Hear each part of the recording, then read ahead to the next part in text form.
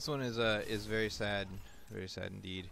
So you basically opened with a terrible Reaper opening again and just lost the Reapers for no reason and didn't do anything, which delays all of your tech. You spent a bunch of gas on the Reapers that you couldn't spend on other sorts of things. This turret ring's very bad. You want a turret here, a turret like here, and a turret here. You always want your first turret to be in the corner hugging the wall as far up as you can get. And then your second turret you just judge by, like, okay, the white circle goes this far, so I want another white circle that intersects over it, you know, so another turret here, you know, like, because a turret ring back here is doing what you want it to do. It's protecting you from Banshees, but it doesn't protect you at all from drops. If he unloads, like, a siege tank and 8 Marines up here, then you're going to be in some trouble. So why? I mean, it's the same number of turrets either way. 3 turrets up along here is exactly the same number of turrets as you built anyway. So why not make them in such a way that they protect you from drops as well as Banshees? This turret is just crazy silly. Don't need that turret. And this turret is similarly silly. Again, you want the turret that reaches to the side of the base so that he can't fly in behind the turrets and go and drop your main. So a turret like here. Cuts off the southern side of your base, and then again just look at the white circle and say, okay, I need another turret that intersects with that circle that cuts off a drop right there. So like maybe a turret here would reach far enough. So then you have 2 turrets there and 3 turrets here, and you're completely immune to any incursion on your main. Those are just kind of side comments. The main thing that lost you this game, like, you're way ahead on economy. 42 workers to 27 with 2 command centers and double mules coming down. The main thing that lost you this game is that once you get tank contained, you have to prioritize siege tanks, basically. The only way to break a contain is to slow tank push it with air superiority or Thors or, you know, what's it called? A sensor tower, so that if he tries to move within range of your tank, you can... Like, basically, in order to kill this tank, right? This is the one tank you have the best shot at killing. You need to be safe against Banshees all the way up to the very edge of this tank's range, and you'd siege up right here and right here, right? So 2 tanks sieged up to kill 1 tank. And then you have, like, an SCV or 2 to repair you. So he's going to shoot you while you're sieging up, and then shoot you while you're sieging up, and then you're going to get 2 shots, and he's going to get his 3rd shot, and then you're going to get 2 more shots, and now he's dead. And one of your tanks is really low, and then you repair it, and then just move up and get this tank, and then repair it, and then just move up and get that tank. So in order to do that, though, you want to make sure he can't run in Marines to kill the tank that you're using to push forward. So that means you need tanks behind it. So tanks here and here and here and here and here, like that. And those protect these tanks from Marines. And then the Banshees are a concern. So to stop the Banshees, you can have a Thor standing next to your tank, or you can make some Vikings and hold position them above your Marines. One concern about going with Vikings is that because he's tank containing you on 2 bases, he can theoretically get 7 or 8 or 9 billion zillion bases, right? 1, 2, 3, 4, 5 would be pretty traditional, but he could also get this one and this one if he was crazy and get 7 bases. And that means you're never going to be able to compete with him on gas to make tanks and Vikings. So there's a tiny bit of urgency to break out of this contain. Another thing worth mentioning is that if you just knock down these rocks and take this base with some tanks and bunkers in front of them, then now you're on 3 base, and you can definitely hit 200 unit space on 3 base. So even though you're contained, it doesn't even really matter if you get that 3rd base up. My point is that what you do in this game is you sit behind this contain and just say, well, I can't get out. And then you go all the way to 200 unit space, and then you just suicide into the contain. And that's obviously, I mean, I know that when you did it, you knew it wasn't going to work, but you couldn't think of something better to do. So you need a plan going into the game before the game even starts. If I get siege contained outside of my natural ramp, obviously I can't break that with Marines, so how am I going to break it? And this is something we can easily just go on the unit map tester and set it to the natural thing, and I'll put tanks at the bottom of your ramp and you try to get out. So the answer is you need as many or more tanks than him.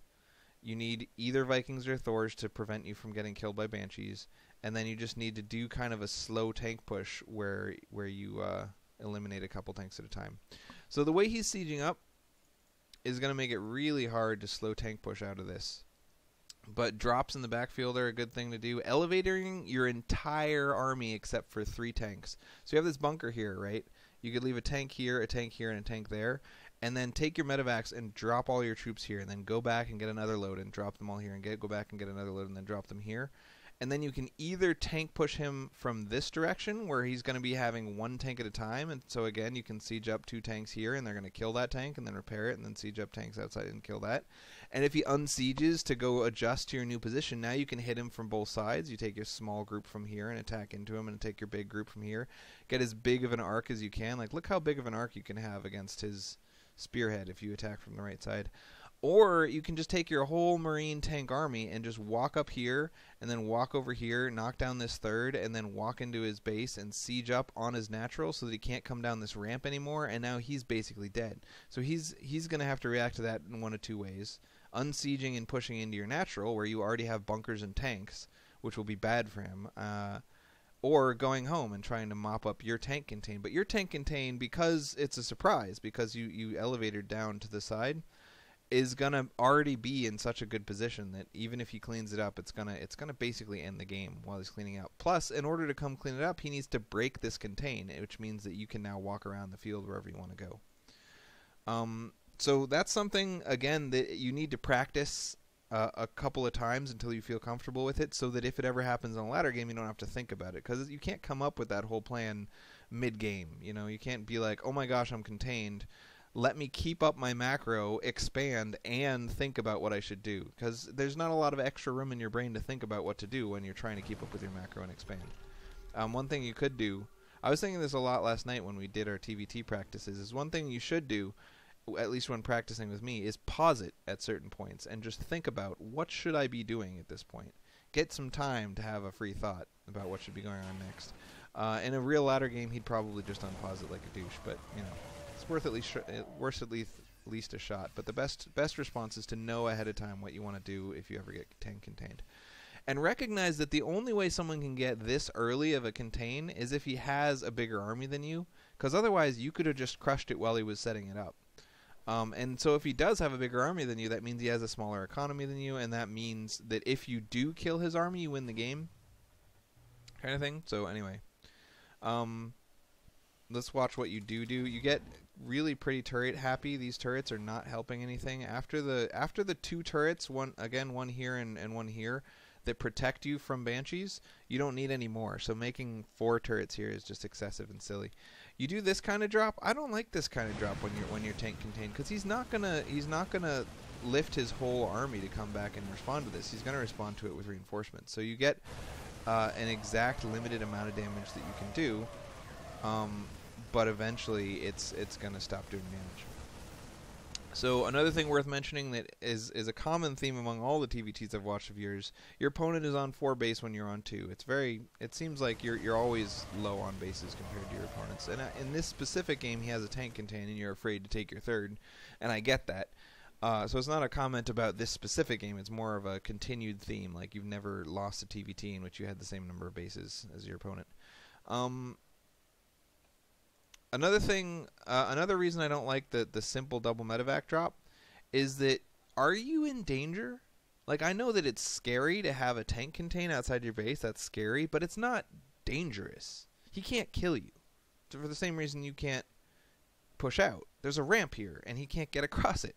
So if you have tanks sieged up, like 3 or 4 tanks sieged up within range of that ramp, it's safe now. So you take everything except for those tanks, load them into medevacs, and go do a 10 medevac drop or a 5 medevac drop or whatever. So I do like that you dropped. I just think you should have dropped more. I mean, not more often, but with more troops, and tried to take out his production. Because if you take out his production, he has to either come home or GG out. Because he can't kill you, and he can't make units. So he's dead. So instead of dropping his 3rd and trying to, you know, with 16 Marines do a little bit of damage, and you did do a little bit of damage, that was good. But instead of trying to do a little bit of damage, go over here and do a crap ton of damage. Kill him completely. So a giant drop, like in this direction up here that unloads right here, kills him. It's the end of the game. You take out the tech labs on the factories, and now he can only produce Hellions and Marines. And you've got medevacs and a crap ton of Marines. He doesn't have blue flame. You spread out and start taking down reactor core, tech lab. Don't worry about SCVs. Don't worry about command centers or or engineering bays or any of that stuff. Just basically try to make it so that he can't produce units anymore. There's two ways to do that quickly. Supply block him, or take out all of his reactor cores so that he's producing half as many troops at a time. And then just kind of camp his production facilities. Whenever a Marine pops out, it instantly dies, doesn't do any damage. You have medevacs to heal the damage it does do, and he has to come home. Yeah, so that's what you should have done. This is what you did do. Basically, you're at 177 unit space, which is equivalent to maxed. I mean, you have enough money to be maxed at this point. You just didn't make the supply depots. And you're saying, okay, so I've maxed on 2 base. I can't take my third, which is silly, by the way, to say that you can't take your turn. He's not even trying to prevent you from taking your third. And you know that because you have a Viking here, so you should have just taken your third. But you think that you can't take your third. You think, hey, I probably have a much bigger army than him, and you're right, you do have a much bigger army than him. And so you kind of suicide it all into his tanks, and don't kill anything, and all of your units die, and then you complain about it and leave. So never attack into entrenched siege positions. This is, out of the 4 games of TvT of yours that I've watched, this is the second half of them you've died basically just by attacking into siege tanks. Don't do that. Yeah. So you can get the tanks to run away by going around them. Or if there's a small enough number of tanks, you can kill them by using your own tanks and then repairing them, or stuff like that.